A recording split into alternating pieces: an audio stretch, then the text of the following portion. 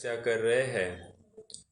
आचार्य समंतभद्र स्वामी द्वारा रचित यह रत्नकण श्रावकाचार है, लेकिन हमने अन्य विद्वानों द्वारा या आचार्य द्वारा जो कृतियाँ है उनमें से भी 8 मूल गुणों की चर्चा को समझने की कोशिश कर रहे हैं, जिसमें मुख्य रूप से हम आचार्य अमृतचंद्र को देख रहे हैं, पंडित आशाधर जी, सप्तव्यसन को भी हम देख रहे, उनको भी रिलेट कर रहे, और अन्याय अनिति अभक्ष इनको भी हम देख रहे हैं। तो इन सब का आपस में क्या कोरिलेशन है वो भी हम समझने की कोशिश कर रहे हैं। प्रकरण हमारा ये चल रहा था कि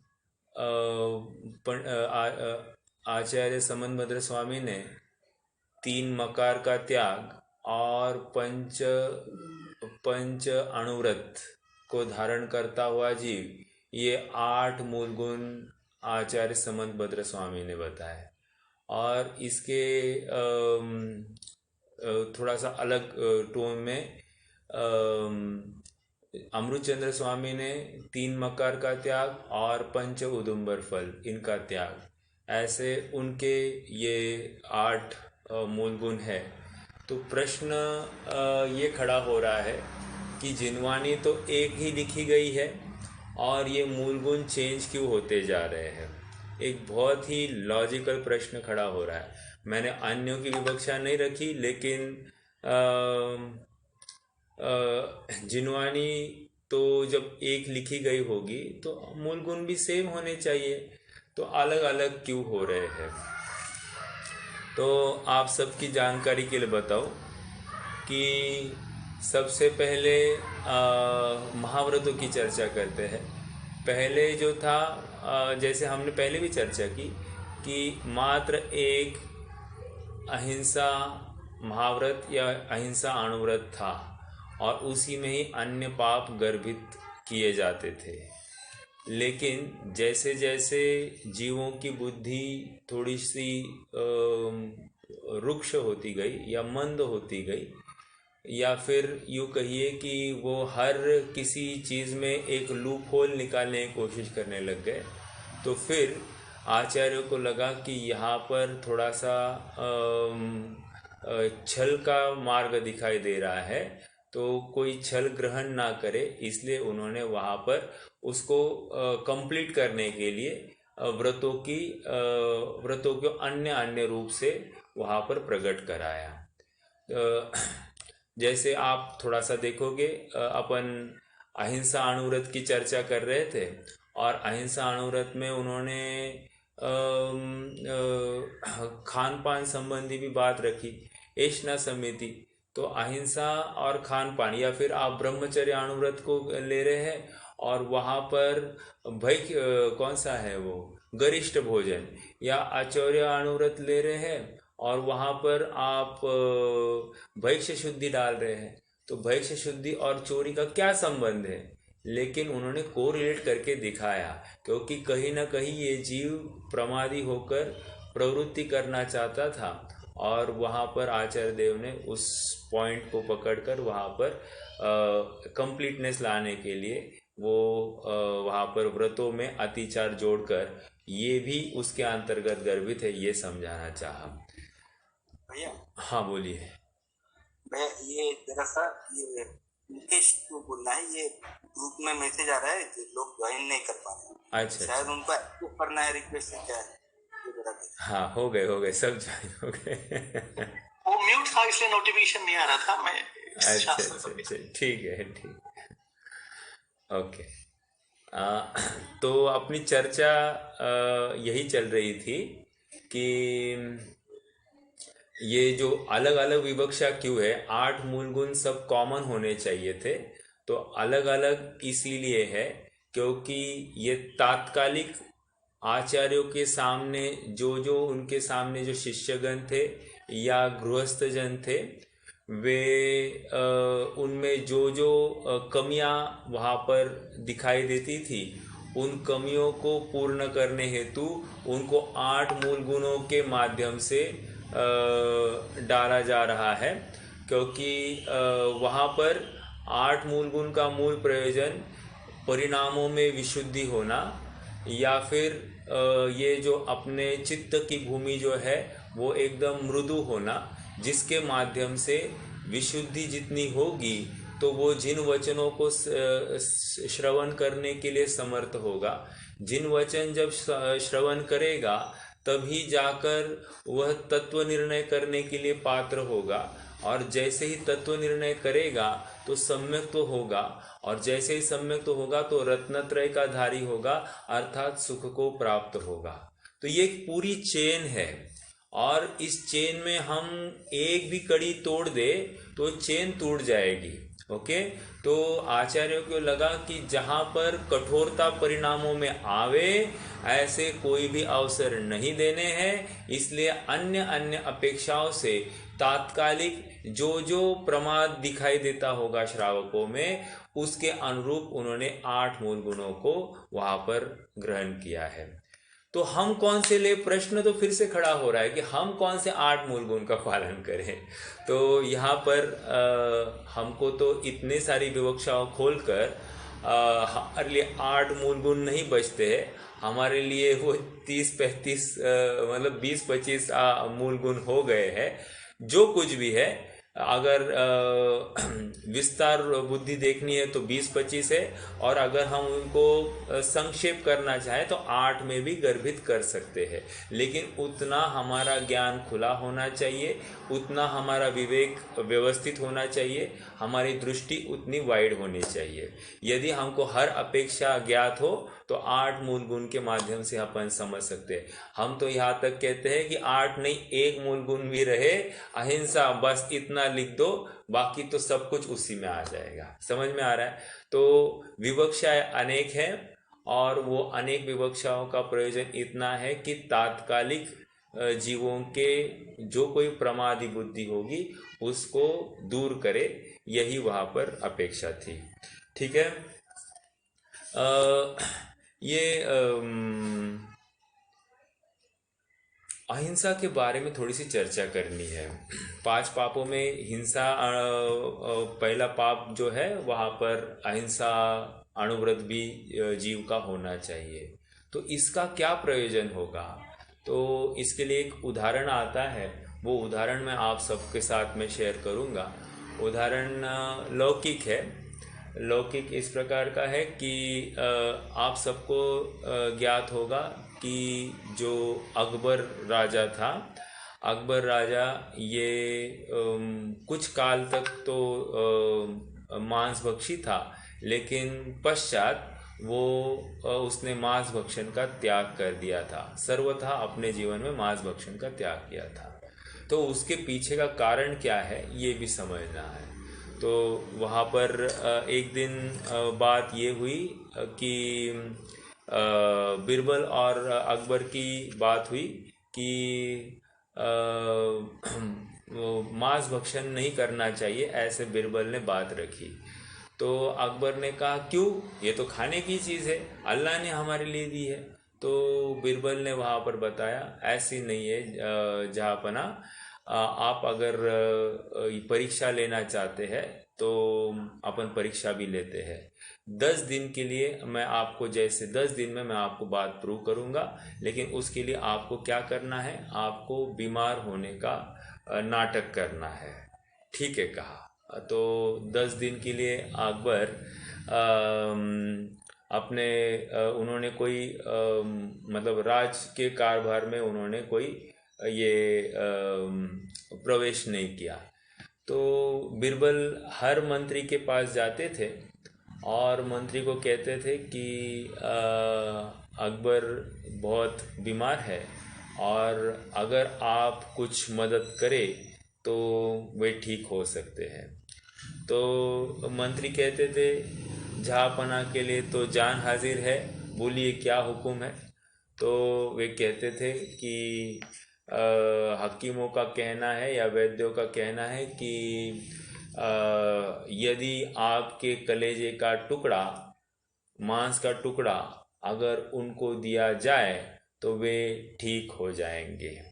तो वे कहते थे बाकी सब ले लो, हमारी संपत्ति ले लो, लेकिन हम हमारा टुकड़ा देने में असमर्थ है। मतलब क्या, कोई भी अपने शरीर का घात करके दूसरे को वो चीज अपने शरीर को देने के लिए तैयार नहीं है। ये क्या हुआ, इसका अर्थ क्या हो रहा है?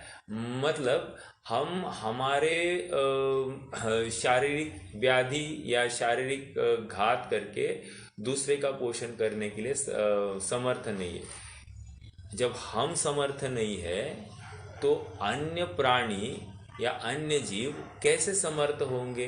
वे भी अपने प्राण को प्यार करते होंगे, अर्थात कोई भी मरना नहीं चाहता है।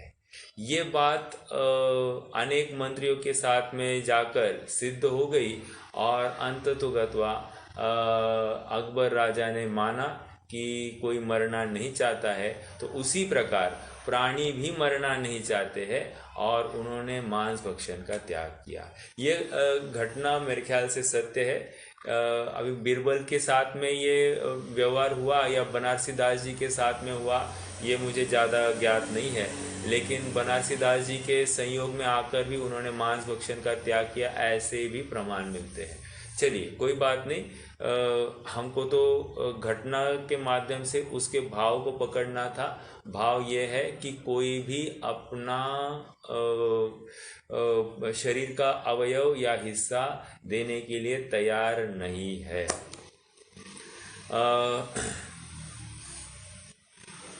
तो ये बात मांस भक्षण करने वाले सबके लिए है। अब मांस भक्षण के हम अतिचार आगे चलकर देखने वाले हैं। कहने की बात इतनी है कि ये सब बातों का विचार हम जब मांस भक्षण करेंगे तो हमको उसके डेप्थ्स मालूम पड़ेंगे कि मांस भक्षण क्या है। मात्र दो इंद्रिय के ऊपर के जीव या कोई पंचेंद्रिय मरा हुआ जीव नहीं खाना, इसको मांस भक्षण का त्याग नहीं समझना चाहिए। बहुत विशेष और ज़्यादा डाइवर्सिफाइड यह विषय है, तो उसको हर पहलू से, हर बिंदु से हमको समझना चाहिए। दूसरी एक बात ऐसी है कि मेरे ख्याल से पुरुषार्थ सिद्धि उपाय की बात है। वहाँ पर एक प्रश्न खड़ा किया, आचार्य अमृतचंद्र ने एक प्रश्न खड़ा किया कि ये जो सिंह है ये बहुत ही हिंसक प्राणी है और ये करता क्या है, बहुत सारे जीवों को खा डालता है। तो अच्छी बात क्या होगी?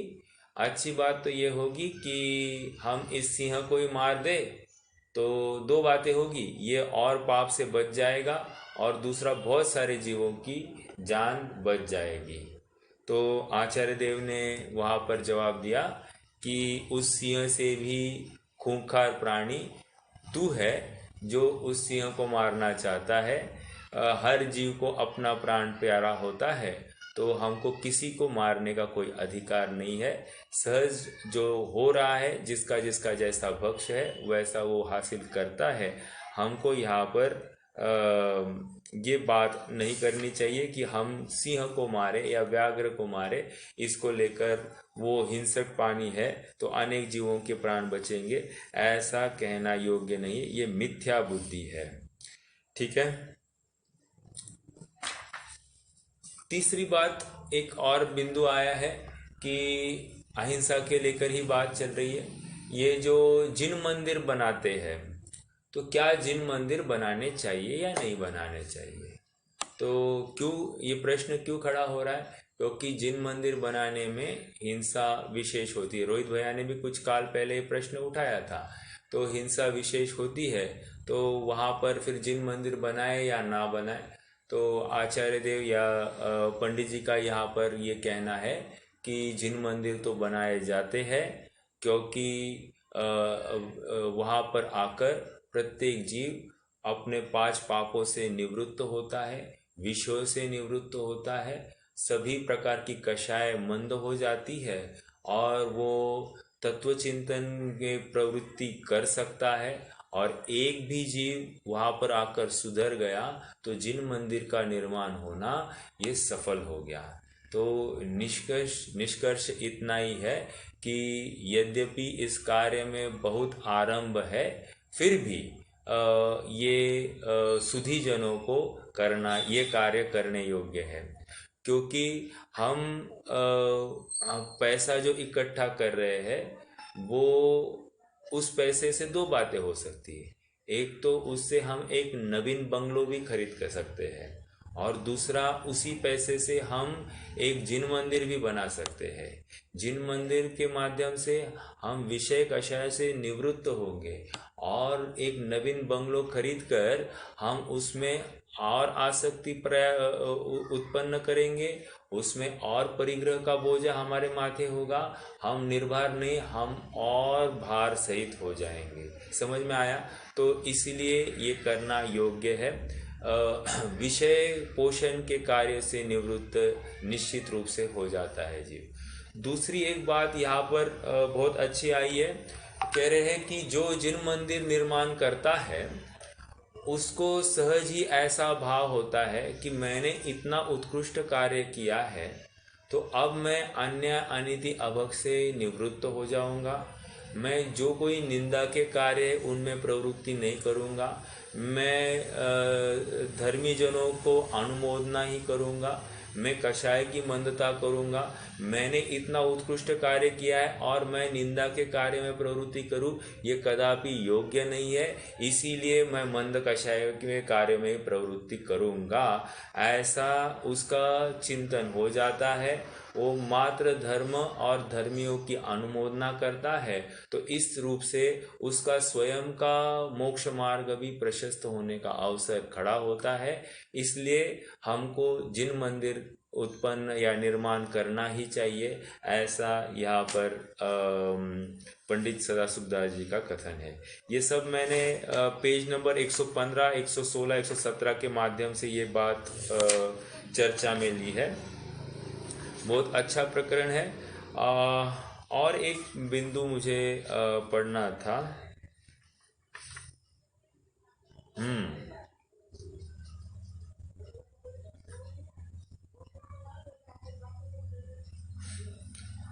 तो पेज नंबर 113 पर एक बिंदु है।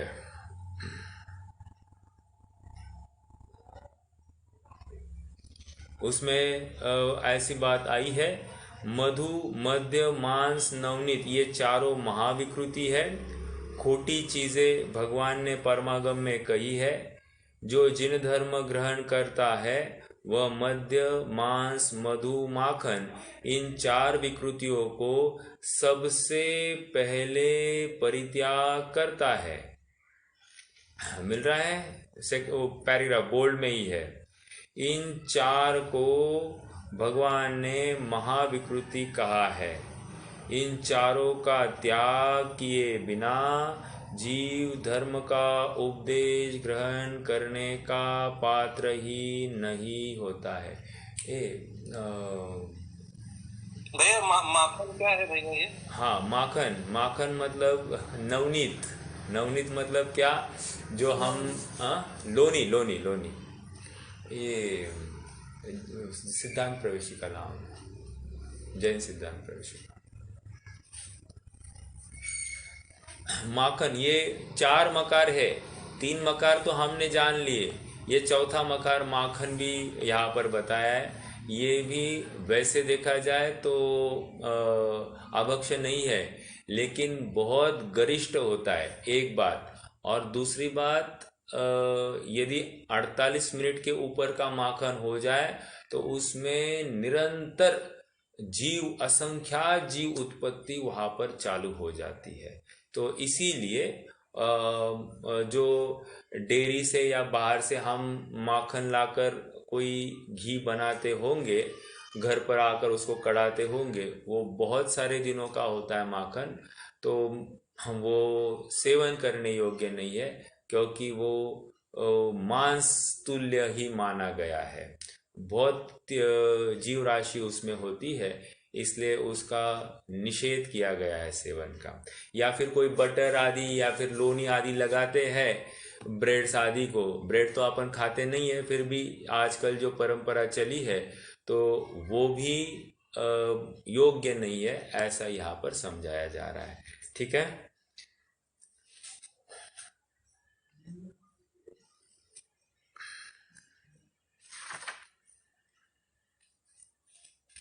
ये मकार कैसे बनता है शब्द मालूम है ना आपको? मकार, मकार क्यों कहते हैं इनको?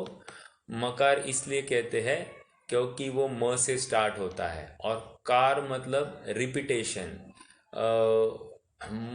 मध्य, मधु, मांस, म का रिपीटेशन हो रहा है, इसलिए उसको मकार कहते हैं। जैसे हम णमोकार मंत्र कहते हैं, तो णमोकार मंत्र मंत्र क्यों कह रहे हैं?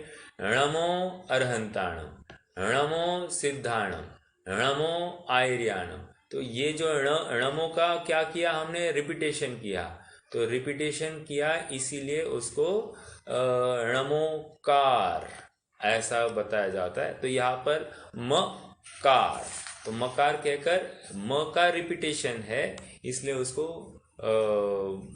ये बताया जा रहा है। ठीक है, जी इससे पूछना था, बोलिए ना। ये जैसे मधु जो है यानी वो बहुत से बार इनडायरेक्टली किसी दवाई में या इसमें रहता है क्या? तो मधु? वो भी लेने हाँ में हाँ आ हाँ जाता हाँ है, हाँ जो इनडायरेक्टली लेने में आता है। हाँ और अभी जो सैनिटाइजर वगैरह है उसमें मध्य मतलब अल्कोहल है, हाँ तो वो भी एक है, तो वो भी इसमें ही आ जाएगा। जैसे अष्टबुलबुल फिर वो इसके वो ये यूज नहीं करेगा। बराबर बराबर, बात तो बराबर है भैया आपकी। और तकलीफ तो बहुत है, मतलब कहाँ बताए और कहाँ तक बताए। हर जगह पर तकलीफ है, और जितना बचने की प्रयास करें उतना उलझते जा रहे हैं। जैसे जैसे ये काल आगे बढ़ता जा रहा है, जैनी का जीवन खतरे में है, मतलब हर चीज़ खतरे में है। मुनि अवस्था तो पूरी खतरे में है, और जैनी का जीवन तो बिल्कुल, सदाचार वाला जीवन तो पॉसिबल बहुत कम दिखाई देता है। देखो, मेरे पास है ना ये श्री जैन सिद्धांत प्रविशिका गोपाल दास जी की जो प्रश्नोत्तरी है, वहाँ का कुछ बिंदु मैं पढ़ता हूँ, बहुत ही मार्मिक है, और अपने इस विषय को जुड़ा हुआ प्रकरण है, इसलिए ये पढ़ना मैं अभिष्ट समझता हूँ। पहले भी पढ़ा है, फिर भी अपना ज्ञान इतना स्ट्रांग नहीं है कि हम उसको निरंतर याद रखें। मैं यहाँ से पढ़ूंगा। ये मंगलाचरण के इमीडिएटली बाद के पेज पर है, पेज नंबर 2 पर है। देखो, धर्म और धर्मोपदेश का पात्र कौन है? क्या कहा?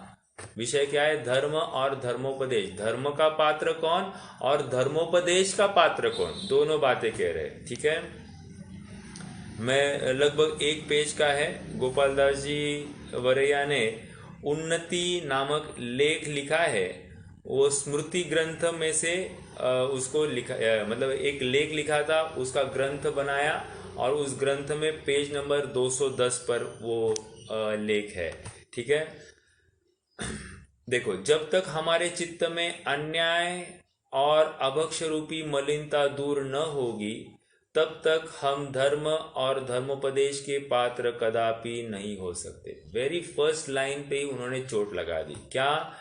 कि जब तक हमारे चित्त से अन्याय और अभक्ष रूपी मलिनता दूर नहीं होगी, तब तक हम धर्म और धर्मोपदेश के पात्र कदापि नहीं हो सकते। इस बात के धोखे में मत रहना कि हम जैन कुल में जन्म लिया है, हम उन तीर्थंकरों की संतान है जो इस धर्म के अधिष्ठाता है। यह वह अदालत नहीं है कि जहां खानदान के ख्याल से कुछ रियायत की जाए, मतलब हम जैन कुल में आए हैं तो जैनी के लिए थोड़ा सा कंसेशन होगा, ऐसा कुछ भी नहीं है।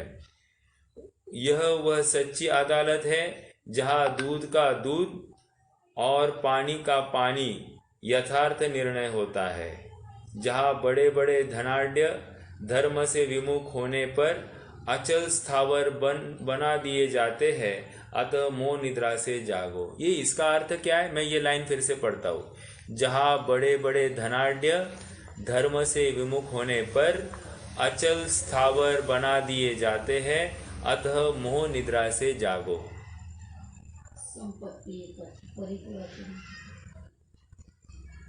फिर से पढ़ता हूँ।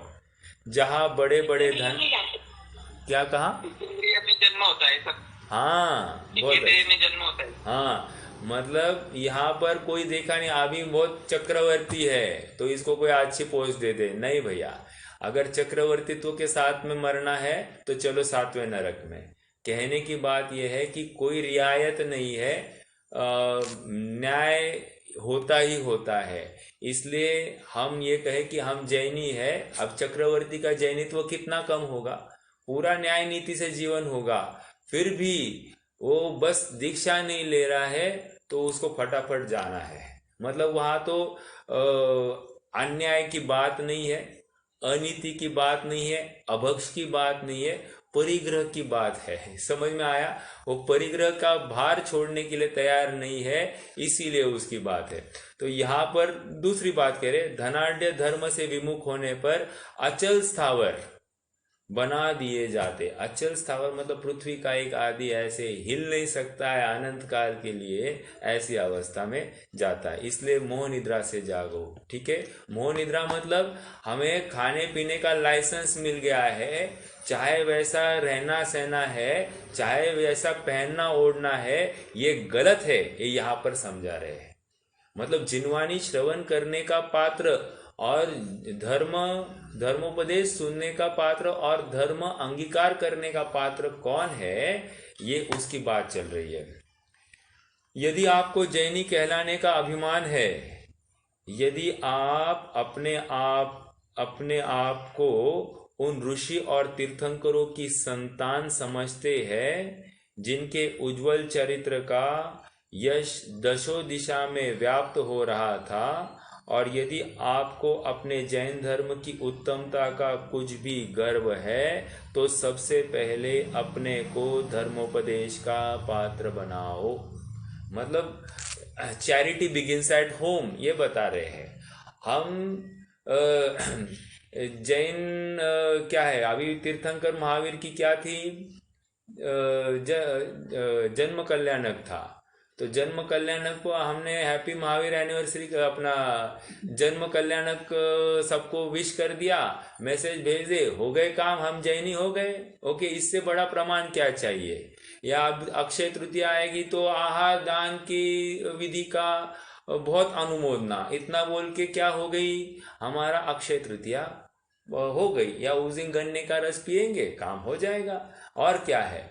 तो बात ये नहीं है। या फिर कोई एक आध उपवास भी कर देगा, उससे काम नहीं चलेगा। अगले दिन फिर से अन्याय अनीति में या अभक्ष में ही प्रवृत्ति होगी। कृतकारित अनुमोदन के स्तर पर क्यों ना हो, चलेगी, स्वयं नहीं करेंगे लेकिन अनुमोदना करेंगे, तो वो कहाँ तक चलेगा? तो कह रहे हैं नहीं पॉसिबल। तो क्या है, अपने जैन धर्म की उत्तमता का कुछ भी गर्व है तो सबसे पहले अपने को धर्मोपदेश का पात्र बनाओ। यह अन्याय अभक्ष सेवन का कलंक धो डालो। क्या तुमको इस बात की कुछ भी लज्जा नहीं आती कि हम जैनी होकर मांस मदिरा मिश्रित अस्पताल की औषधि कैसे ग्रहण करते हैं? पकड़ लिया। क्या तुम्हें जैनी होकर थोड़ी भी लज्जा नहीं आती कि मांस मदिरा मिश्रित अस्पताल की औषधि कैसे ग्रहण करते हैं? क्या तुमको इस बात की शर्म नहीं आती कि हम उत्तम कुलीन होकर वेश्या तथा परस्त्री सेवन और रात्रि भोजन किस प्रकार करते हैं? रात्रि भोजन के लिए पकड़ लिया। यदि आपको धर्मोन्नति करने का कुछ भी प्रेम है तो रात्रि भोजन, मद्य, मांस, मधु, पंचउंदुम्बर फल और सप्त व्यसन का शीघ्र ही त्याग करके अपने को धर्म और धर्मोपदेश का पात्र बनाओ। जब तक पात्र नहीं बनोगे तब तक धर्म की प्राप्ति असंभव है। बहुत बात जबरदस्त है। मतलब धर्म की प्राप्ति किसको होगी? वही जो अन्याय अनीति अभक्ष से हटा है। आप कहोगे कैसे पॉसिबल है? देखो, हमने हमारे स्तर पर निर्णय करना है। हम यदि छोड़ने के लिए समर्थ नहीं है आज, देखो बहुत प्रैक्टिकल बात करनी है, क्योंकि ये तो कहकर फ्री हो गए, हमको अप्लाई करना है, हमको धर्म में बना रहना है, तो हमको कैसे ये करना। तो बात यहाँ पर है, अगर हम छोड़ने के लिए समर्थ नहीं है, देखो अब ये भी मेरा ओपिनियन है, ओके, और मैं जिनवानी सापेक्ष ही बात करने की प्रयास करूँगा, क्योंकि सबसे पहले निर्णय किया जाएगा। निर्णय क्यों किया जाएगा? आज हम छोड़ने के लिए समर्थ नहीं है, लेकिन ये छोड़ना चाहिए, ये पहले निर्णय करें। हम ये स्वीकार नहीं करें कि ये करना ही पड़ता है, ये छोड़ने योग्य है। हे भगवान, ऐसा अवसर कब आएगा कि मेरा पुरुषार्थ होगा और मैं इन सब अविवेक के कार्यों से निवृत्त हो जाऊं, ऐसे भावना हम निरंतर भाए, क्योंकि वो भावना ही हमको उस दलदल से, उस कीचड़ से बाहर निकालने वाली है। यदि हमारे पास वो भावना नामक दीपक नहीं है तो हमको मार्ग भी नहीं दिखेगा। इसलिए निरंतर भावना भानी कि मैं गलत कर रहा हूँ, ये बार बार स्वयं को कहना। वो अंदर का टोका जब तक नहीं लगेगा तब तक बाहर आने का अवसर नहीं होता है। देखो, हम जब घर से बाहर निकलते हैं ना, तो कोई बोलता है किधर जा रहा है, किधर जा रहे हो, तो हम इमीडिएटली क्या कहते हैं, ए टोका मत लगाया करो। घर के बाहर जाते समय में कुछ पूछना नहीं चाहिए। तो ये क्या है, ये टोका। तो वो टोका क्या है, हमारी जो हम जो जिस कार्य से निकले हैं वो कार्य विघ्न सहित होगा या निर्विघ्न होगा, अभी शंका उत्पन्न हो गई। तो ऐसे ही यहाँ पर ये टोका लग रहा है, अर्थात कार्य में पूरी आसक्ति, पूरी इंटेंसिटी नहीं रहेगी, वहां पर पकड़ ढीली होगी, ये उसका तात्पर्य है। और जितनी पकड़ ढीली होगी उतनी संभावनाएं ज्यादा बनती जाएगी कि हम एक दिन निश्चित रूप से वहां से हटेंगे। समझ में आ रहा है क्या? अब बात वही आ रही है कि अस्पताल के जो औषधि है जिसमें मद्य मांस मधु ये सब अटके हैं, तो कह रहे हैं कि शहद के बिना तो कुछ बनता नहीं है, और शहद को वहाँ पर आयुर्वेद में एक बहुत सुपर दवाई के रूप में बताया जाता है। तो फिर उसको लेकर तो और बड़ी तकलीफ खड़ी हो जाती। जब आयुर्वेद ने कहा है नो साइड इफेक्ट्स ऐसा, और उसके अनेकों लाभ बताए हैं, तो फिर तो उसको चखना ही चाहिए। लेकिन ये त्याज्य है। अल्कोहल के नाम पर जो कुछ है उसका विवेकी जीव त्याग ही करते हैं। ओके, तो हम हमारे स्तर पर नहीं त्याग कर सकते हैं, तो यथा योग्य उसका प्रायश्चित निरंतर लेते रहे और बचने का प्रयास करें। जितना जागरूक हो सके हम जागरूक रहे, जितनी हम स्वयं की इन दवाइयों के माध्यम से हम स्वयं की रक्षा करने की प्रयास कर सकते, उसके लिए चाहे वैसे एक्सरसाइज करें या चाहे वैसे हमारी दिनचर्या का चेंज करें, जो कुछ है हम करें, लेकिन दवाइयों के अवलंबन से दूर रहने का यत्न करें। ऐसी भावना भाए तो आपको ये विश्वास दिलाता हूँ कि हमको वो दवाइयाँ लेने का अवसर भी नहीं आता है। हम भावना तो भाए, हम भावना ही नहीं भाएंगे तो कैसे काम चलेगा उसके लिए। और भावना के साथ साथ यथा योग्य वो स्ट्रांग विल, अंदर से जो विश्वास कि ये किसी भी हालत में आपने को लेना नहीं है, ये विश्वास होगा तो बात बढ़ती है, मतलब लाभ होता है और मार्ग भी निकलते हैं। ये मतलब बहुत बार देखा हुआ है, अनुभूत है, इसलिए मैं आप सबसे बात कर रहा हूँ। ओके, दूसरी बात, जैसे अब सैनिटाइजेशन के नाम पर चल रही है ये बातें, तो बहुत ही देखो काल इतना खराब हो रहा है कि हम उसको कुछ भी नहीं कर सकते हैं। और जो यथार्थ बात है शायद छिपाई भी जाती होगी, और अयथार्थ बात हम सबके गले पाड़ी जा रही है। ये इसलिए हम विचार करें कितना बचना है, कैसे करना है, हम विचार करें। ओके, चलिए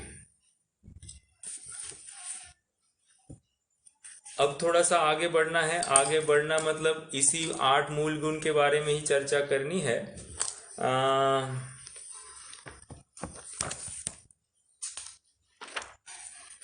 मांस के अतिचार, हमको उसको विचार करना है। मांस के अतिचार, ओके। तो मद्य मांस मधु, तो मद्य का भी पहले विचार करते हैं, फिर मांस के अतिचार देखते हैं। देखो मद्य ये नशा है, ओके। और मद्य के माध्यम से मात्र मदिरा नहीं लेना है, जिन जिन पदार्थों के माध्यम से नशा उत्पन्न होती है उसको एक ही कैटेगरी में लिया है, मद्य, ओके। तो ये एक बात। दूसरी बात, जो आचार मुरब्बे आदि है ना, एक दिन से आगे, उनको भी मद्य के कैटेगरी में लिया गया है।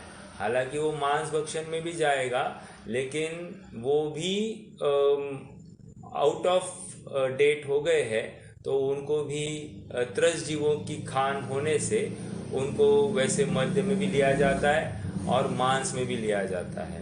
तो समझने की बात, अभी तो फिलहाल हम नशा कारक की चर्चा करेंगे, मद्य की। तो ये क्यों होता है? तो कह रहे हैं कि ये जीव जो ग्रहण करता है वो टेम्पररी, तात्कालिक थोड़ा सा सुख मिल जाएगा, इस बुद्धि से उसमें प्रवेश करता है। और उस बुद्धि से प्रवेश करने पर क्या होता है कि उसकी ज्ञान अवरुद्ध हो जाता है, ज्ञान अवरुद्ध हो जाता है, और ये सुख की कल्पना उस अवरुद्ध ज्ञान में कर लेता है। हालांकि होना क्या था, ही चाहिए था, ज्ञान जब समृद्ध हो तब वो सुखी होगा। जब अवरुद्ध है वो सुखी कैसे हो सकता है? अर्थात ज्ञान के ऊपर आवरण डालकर कोई सुखी होने की कल्पना कर रहा है। इसका मतलब कोई शत्रु मुझे मारने आया है और मैं आंख बंद करके बैठूं और मैं ये मान लूं कि मुझे कोई देख नहीं रहा है, ये बात गलत है। समझ में आया? उसी प्रकार यहाँ पर हम ज्ञान को अवरुद्ध करें और फिर उसमें से हम ऐसी कल्पना करें कि मैं सुख को प्राप्त हो जाऊंगा या होता हूं, तो गलत है। तो इसी तर्ज पर जितने भी विक्स आदि, आइडेक्स आदि लगाने के जो सॉल्यूशंस है, उनको भी नहीं लगाना चाहिए। वो भी ज्ञान को अवरुद्ध करने के लिए ही उपाय है। समझ में आ रहा है क्या?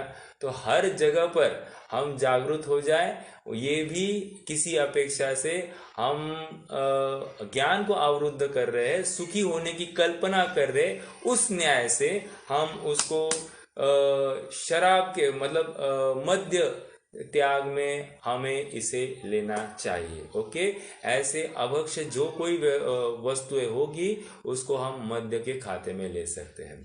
देखो पेटा बहुत बड़ा है, आपको लगेगा कि क्या क्या लगा रहे हैं, जैसे पार्टीज के नाम पर, गेट टुगेदर्स के नाम पर जो कोई खान पान की व्यवस्था होती है, जहाँ पर सुख की कल्पना की जाती है, थोड़ी देर के लिए हम अपना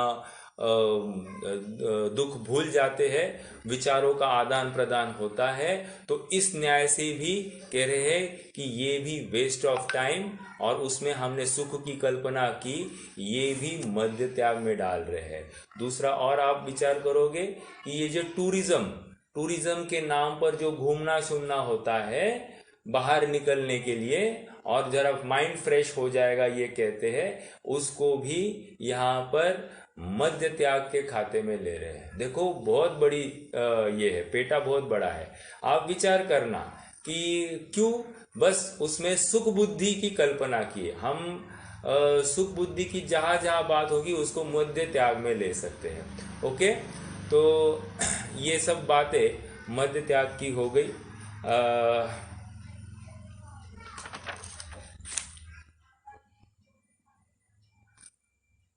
मांस भक्षण का विचार करेंगे। मांस भक्षण, मद्य मांस, मांस के अतिचार। अब देखो ये भी और देखो समझना, ये तो चतुर्थ गुणस्थान वर्ती कहो या फिर जो चतुर्थ गुणस्थान के लिए पक्ष रख रहा है, ऐसा जो गृहस्थ है उसके ये अतिचार है। मतलब वो कदाचित गलती से उसको ये अतिचार लगेंगे, बार बार तो करने की बात नहीं, वो तो अनाचार में चला जाएगा। ये कदाचित की बात है, ये हमारे और आपके स्तर की बात है, ठीक है। ये किसी लेवल ऊपर वाले की बात है, ऐसी बात नहीं है। ये हमारे और आपके जीवन का एक शैली होनी चाहिए, इसकी यहाँ पर चर्चा हो रही है। अब देखो क्या कह रहे हैं, मांस भक्षण, मांस का अतिचार कहाँ कहाँ हो सकता है, पत्ता सब्जी का सेवन।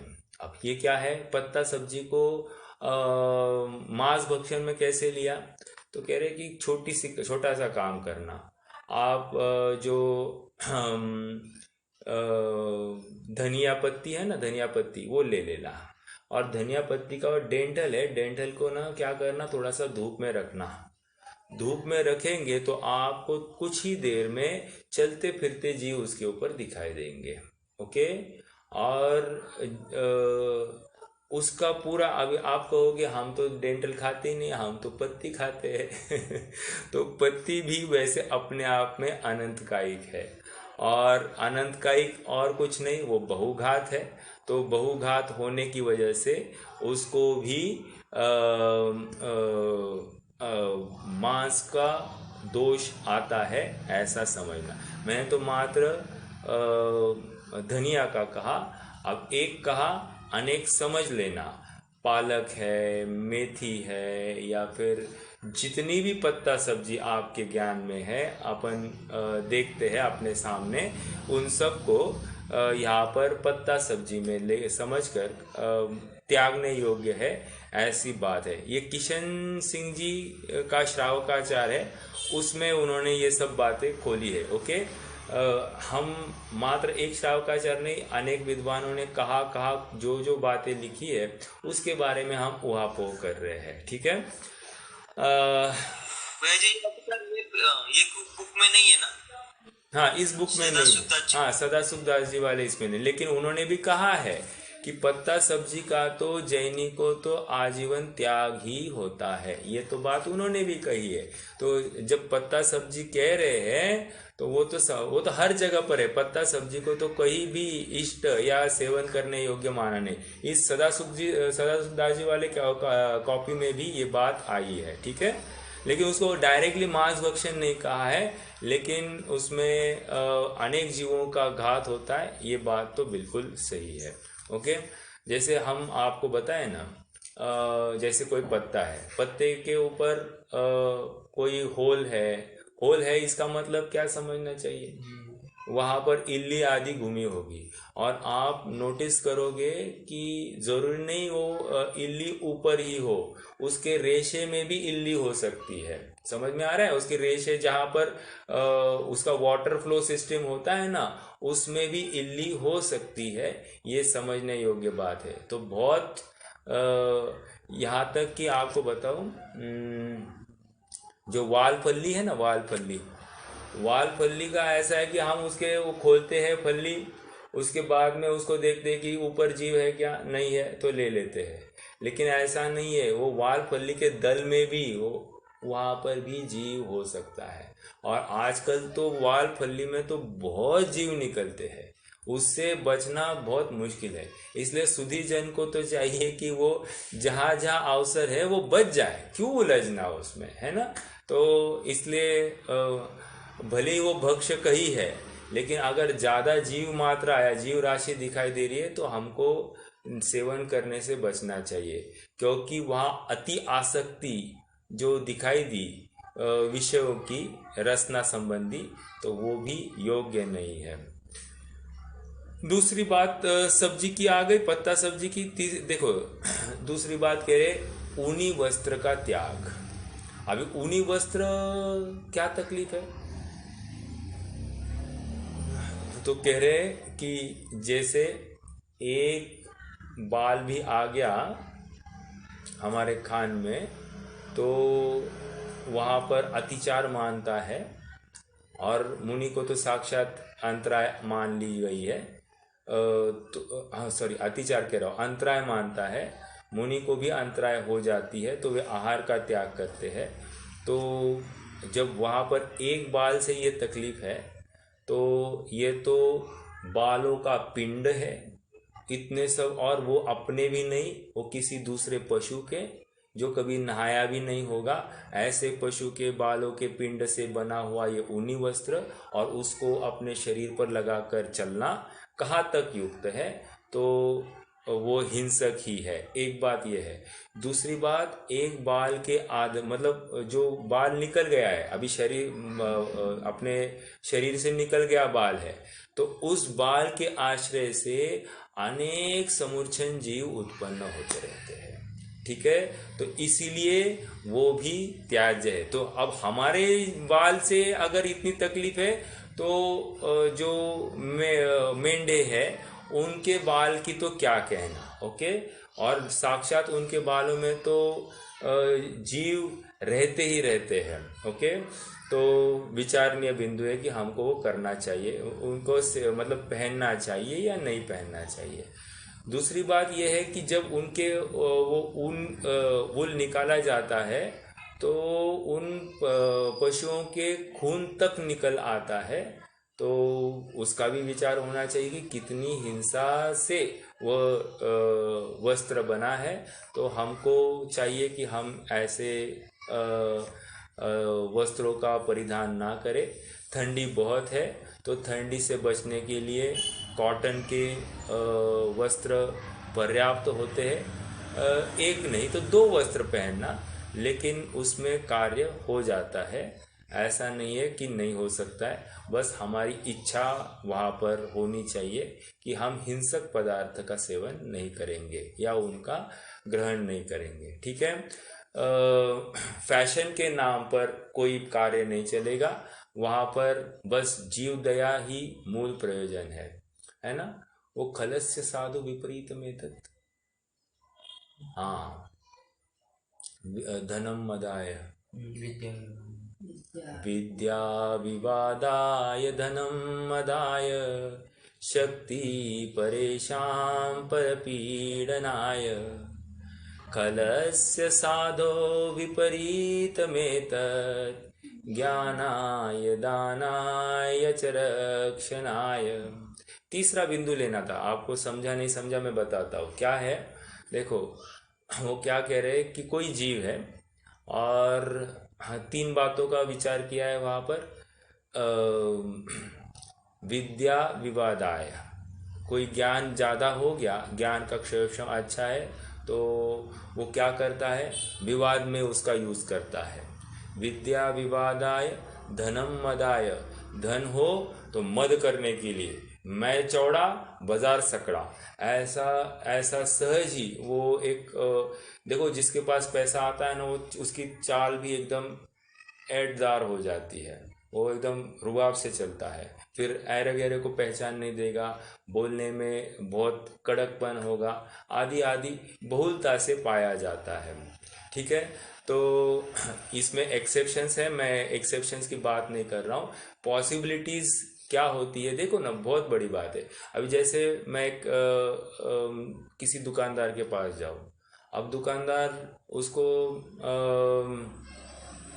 बहुत ग्राहक है, तो क्या करेगा, वो अपने को निगलेक्ट करेगा। मतलब हमारी छोटी मोटी कोई रिक्वायरमेंट होगी तो क्या करेगा, निगलेक्ट करेगा, और उपहास भी कर सकता है। ऐसी बहुत सी संभावनाएं हो सकती। तो ये क्यों हुआ कि अपने आप धन से मद आ जाता है।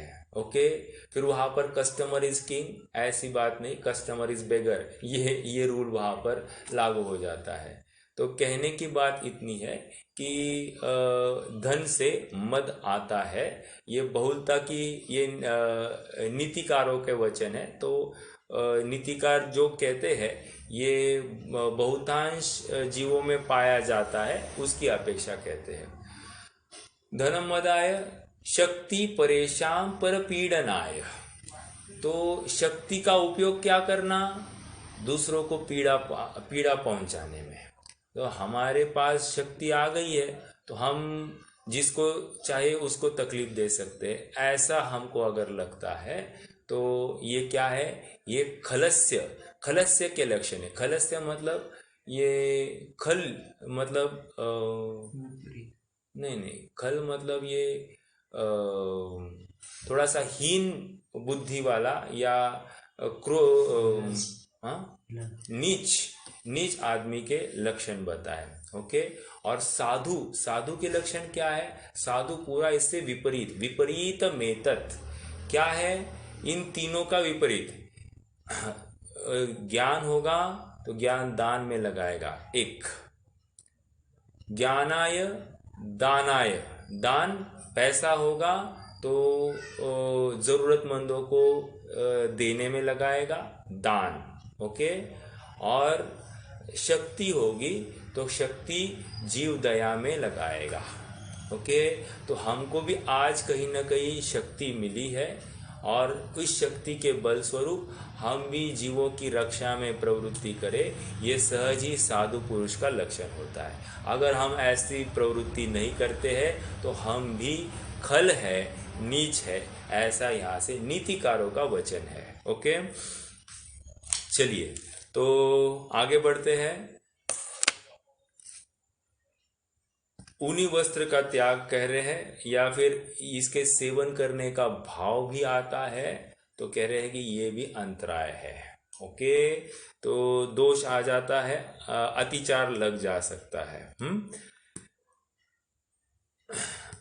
अब उदुम्बर फल, इसको भी मांस का अतिचार कह रहे हैं। उदुम्बर फल हम तो खाते ही नहीं है। हाँ, तो कह रहे हैं कि एक फल तो सेवन में आता है, कौन? अंजीर। अंजीर, फिग, फिग, ठीक है। तो कोई कहे कि हम गीला अंजीर नहीं खाएंगे, सूखा खाएंगे, वो तो अब जीव निकल गया उसमें से। तो कह रहे हैं नहीं, ये भी नहीं चलेगा। आप नोटिस करना कि वहाँ पर भी बहुत से कीड़े उसमें भी बने रहते हैं। वो मीठा रहता है ना, तो कीड़े जल्दी पकड़ते हैं, तो वहाँ पर भी कीड़े आ जाते हैं। दूसरी बात यह है कि भले कीड़े ना हो, पूर्व में उसके आश्रय से त्रस्त जीव रहे हैं और उनका मरण वहीं पर हो गया है, तो इस न्याय से वो खाना नहीं चाहिए, क्योंकि ये हमारी अति आसक्ति, अति लोलुपता का लक्षण है। इसलिए अंजीर कितना भी अच्छा हो, कितना भी पौष्टिक हो, स्वास्थ्य के लिए कितना अनुकूल हो, वो बात अलग है, हमको उसका त्याग करना चाहिए। देखो और एक बात बताऊं, ये जो शरीर है अपना, ये हमको लगता है कि वर्तमान में जो हम भोजन करते हैं उसके अनुसार इसका पोषण आदि होगा और ये स्ट्रांग बना रहेगा, लेकिन बात ऐसी नहीं है। ये तो पूर्व कर्म का उदय है, उसके अनुसार शरीर की व्यवस्था होती है। कोई कहते हैं कि आप दुबले हो गए, कोई कहता है आप मोटे हो गए। बात वर्तमान के कम खाने और ज़्यादा खाने को लेकर नहीं है, ये तो हमारे जैसे जैसे कर्म का उदय आता है वैसे वैसे शरीर की अवस्था बनती जाती है। हाँ, उसमें आहार या भोजन ये निमित्त मात्र है, लेकिन वो उसका कारण नहीं है, उसका कर्ता पूर्व कर्म का उदय है। समझ में आ रहा है? द्रव्य कर्म का उदय है। तो हम जो कर्तापना लेकर बैठे हैं कि आहार खाने से, भोजन करने से कार्य होगा, ऐसी बात नहीं है। देखो एक आपको अभी एक बहुत अच्छी एक दो घटनाएं थी।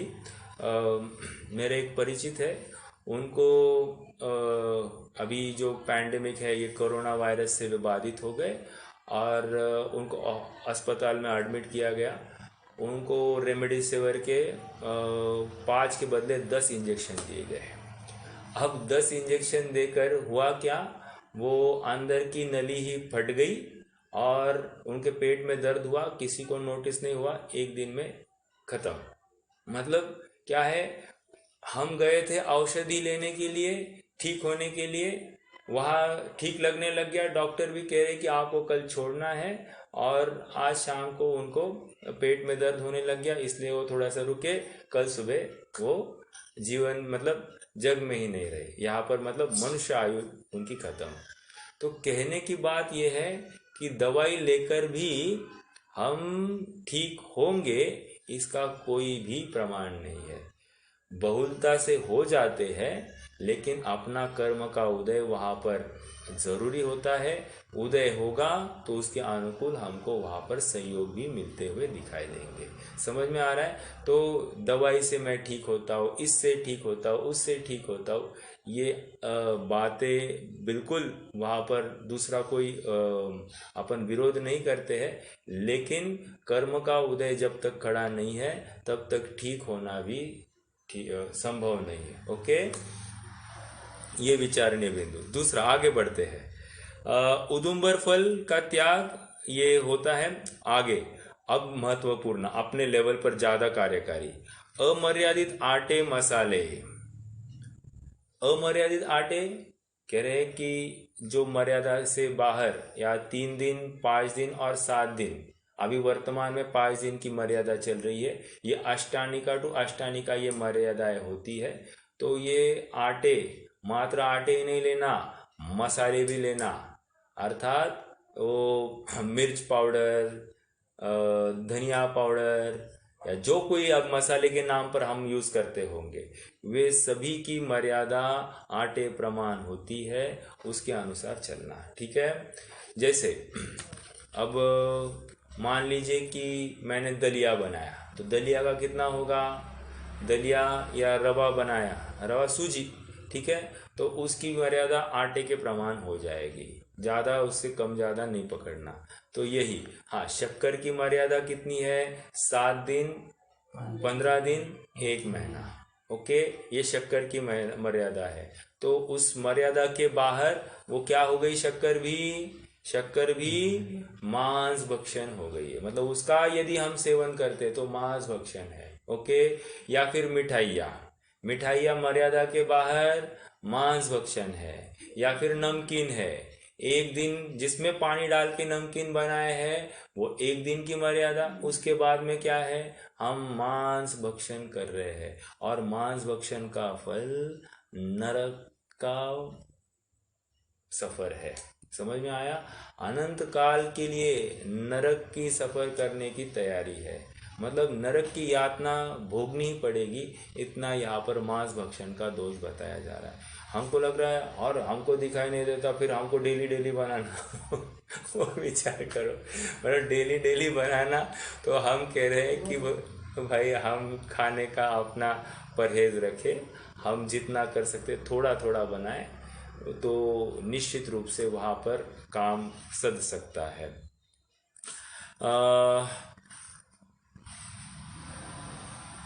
क्या अमर्यादा आटे? अनछना पानी। ओके, अनछना पानी बहुत बड़ी बात है। अनछना पानी मात्र पीने के लिए बात नहीं कर रहे हैं, बहाने के लिए। क्यों? पीने के लिए तो 2-4 लीटर लगता है, लेकिन बहाने के लिए 30-40 लीटर लगता है। तो कहाँ ज़्यादा हमारा कंसंट्रेशन कहाँ होना चाहिए? लूप होल्स जहाँ पर है वहाँ पर। तो यहाँ पर बहाने वाला पानी भी अनछना नहीं हो, ये बात यहाँ पर, इसकी सावधानी हमको रखनी है। ओके, तो ये भी जागृति होनी, नहीं तो यहाँ पर भी मांस भक्षण का दोष बताया जा रहा है। ओके, चमड़े के वस्त्र में रखी हुई चीज, वो अगर हम सेवन करते हैं तो वो भी मांस भक्षण। आजकल तो चमड़े के वस्त्र में नहीं आती है, लेकिन पूर्व के काल में वैसी होती थी। ओके, चलित रस, अमर्याद पकवान, अशुद्ध दवाइयाँ, ये सब मांस भक्षण के दोष। बिना सोधे भोजन खाना, अब ये बहुत बड़ी बात है। मान लीजिए थाली में भोजन आ गया है, थाली में भोजन आ गया और हमने शोधन नहीं किया, डायरेक्टली खाना चालू। रोटी आ गई, रोटी के वो फाड़ बनाया नहीं, उसके अंदर देखा नहीं, डायरेक्टली खाना चालू किया। या फिर सब्जी रखी है, सब्जी चेक की नहीं, डायरेक्टली खाना चालू कर दिया। तो कह रहे हैं ये बिना सोधा भोजन है, और ऐसे बिना सोधा भोजन खाना भी मांस भक्षण का अतिचार आता है। क्यों? चेक करना है, देने वाले ने देते समय चेक करना, खाने वाले ने खाते समय चेक करना। उसने चेक करके रख दिया इसलिए मैं बिना चेक किए खाऊं, ये बात नहीं है। वो उतने समय में भी उसने गड़बड़ी में दिया होगा, भले ही उसकी यातना होगी, लेकिन हम हमारा विवेक जागरूक रखेंगे। ठीक है, और ये पूरी प्रैक्टिस है अपनी मुनि अवस्था के लिए। आज की तो बात है ही, आज का विवेक तो है ही, लेकिन पूरी प्रैक्टिस अगली चल रही है, क्योंकि जीव को आगे बढ़ना है, मुनि अवस्था अंगीकार करनी है, धर्म अंगीकार करना है, सुखी होना है, तो ये सब उसको करना पड़ेगा। ओके, तो क्या कह रहे हैं, बिना सौदा भोजन करना ये भी मांस भक्षण में लिया जा रहा है। देखो आपको बताओ, मैं किसी विद्वान के साथ एक बार भोजन के लिए बैठा था और मेरठ गया था, मेरठ। तो वहाँ पर गया और विद्वान को परोसा जा रहा था, चावल परोसा, रोटी हो गई थी और चावल परोस रहे थे।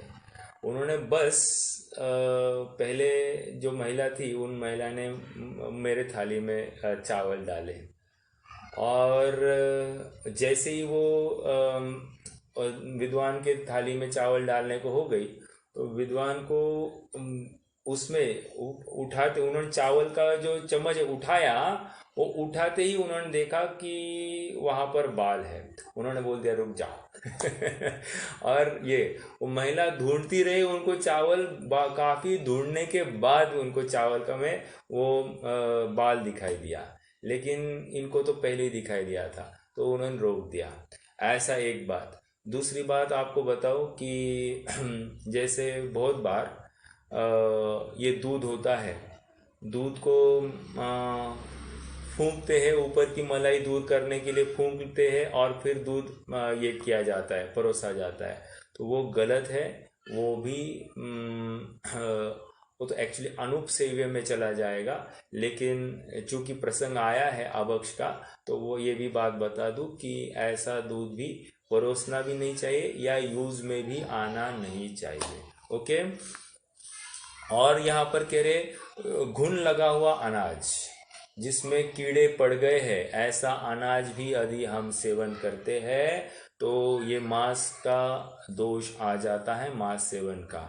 ओके, तो इसलिए सदाशिवदास जी तो कहते हैं कि शहरों में रहने का लाभ तो ये था कि तुम्हें जब चाहे तुम 3-4 दुकान चेक करके वहाँ से अच्छा क्वालिटी का अनाज लेकर आ जाओ, लेकिन तुमने तो शहरों में रहकर भी साल भर का क्वांटिटी तुमने जमा कर दी और इसलिए वो मेंटेनेंस के बाहर चला जाता है।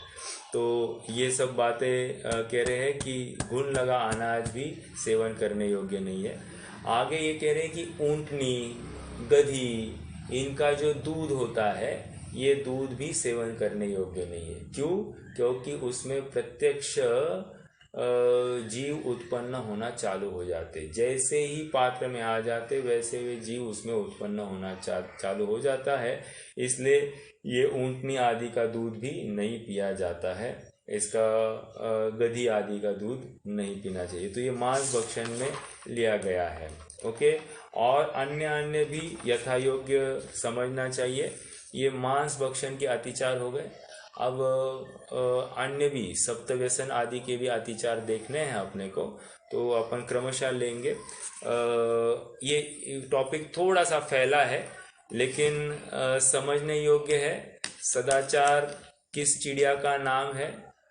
मात्र जिन वचन सुने, सप्तव्यसन का त्याग, मतलब एक एक शब्द के रूप में समझ में आ गया, या अष्ट मूल गुण का धारण हो गया, इसके माध्यम से मात्र अष्ट मूल गुण के नाम याद हो गए, ये ज़्यादा कार्यकारी नहीं है। उसकी गर्त में, उसके डेप्थ में जाकर इसकी विषय वस्तु क्या है ये समझना बहुत ज़रूरी है।